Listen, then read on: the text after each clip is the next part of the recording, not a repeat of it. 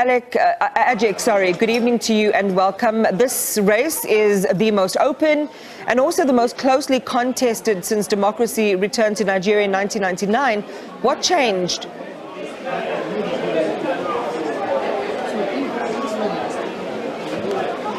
Sorry, could you repeat the question? What's changed since the election there in 1999? It's one of the most open and closely contested since democracy came back to the country. What's the latest that you're hearing on this front?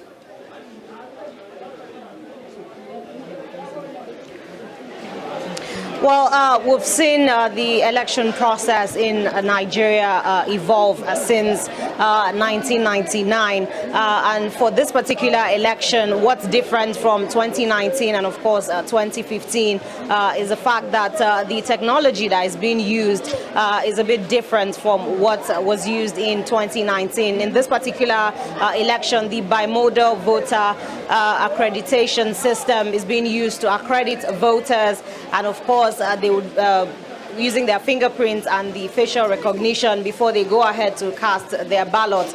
And of course, in previous elections, we've always had a situation where there are two candidates who are the leading contenders in the race. But in this particular election, we've seen three top contenders for this election, and there are even talks that this could lead to a runoff election because the race is going to be a tight race between the top three candidates in this particular election. The candidate that has been supported by young voters who are the majority of the registered voters in this particular election. And these are some of the differences that we've seen. A lot of people are more involved in the process given the challenges that the country is currently facing. And as you can see behind me, voters are still on the line waiting to cast their ballots, even though the polls were supposed to have closed about 2 hours ago. But due to delays in materials arriving different polling units,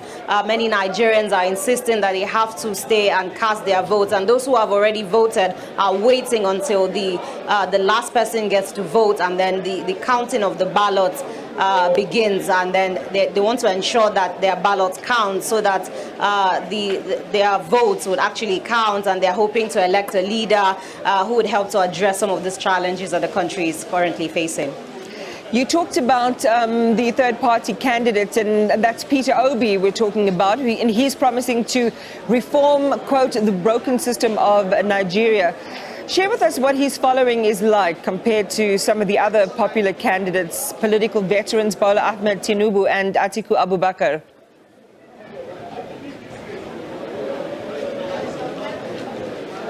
Yes, like you rightly said, the following for Peter Obi is mostly the young voters who are, are not satisfied with the current administration, and they're unsatisfied with the governance of the country, how the situation is like, especially with the issue of the cash crunch.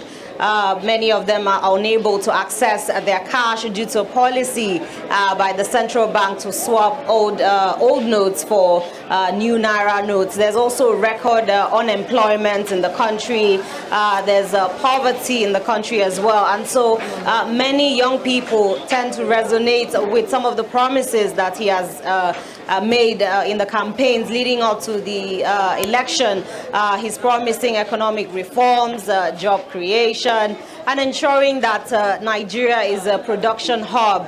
We don't just import what we need, but also produce what we need and also export as well. He's also promising to promote manufacturing as well. So those are his promises are resonating with the young people in the country, and that's why we've seen a huge following, especially online, and many of them have turned out to vote today. Very interesting trend there, Jack, especially in terms of galvanizing young people and getting them to the polls to vote. Final question to you, given some of the delays you talked about right at the very beginning, at what time are the results expected, or when are the results expected?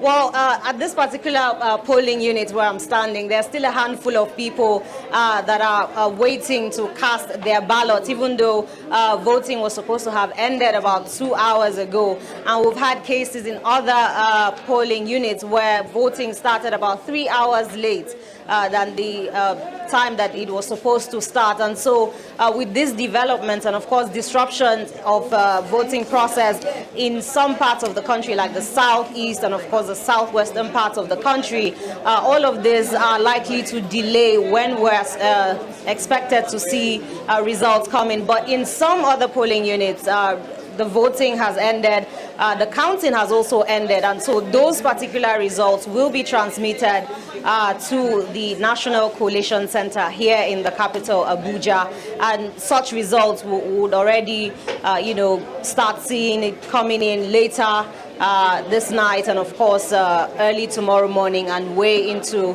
probably Monday or Tuesday. But voting is still going on in some polling units, especially the one we're in right now.